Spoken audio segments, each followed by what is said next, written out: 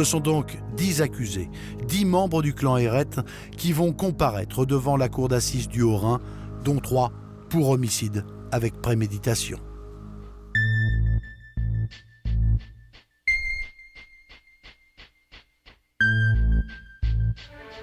Janvier 2012.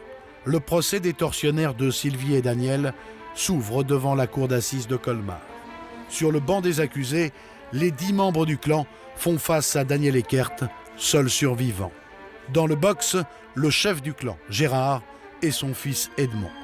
Depuis qu'ils sont en détention provisoire, les auditions auprès du juge d'instruction ont été houleuses entre le père et le fils.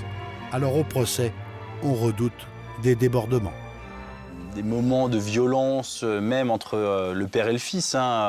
Il y a eu des confrontations devant le juge d'instruction qui se sont très mal terminées, où le père s'est tapé la tête contre l'armoire, le fils s'est tapé la tête, ils ont voulu se taper dessus.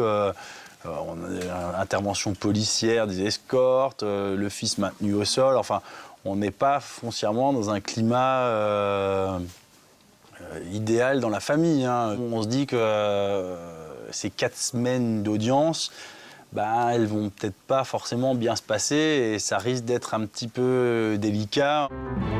Dès le début du procès, les 2 principaux accusés nient avoir séquestré le couple. Ils affirment que Sylvie et Daniel n'étaient pas retenus de force chez eux. Très rapidement, le clan fait bloc contre Gérard Hérette. Les membres du groupe assurent que le couple a bien été séquestré, mais qu'ils n'y ont pas pris part. Leur position est la même pour le meurtre de Sylvie. Ils n'y sont pour rien. Si quelqu'un a tué Sylvie, cela ne peut être que Gérard. Chaque fois qu'il y avait quelque chose qui avait été fait, c'était lui.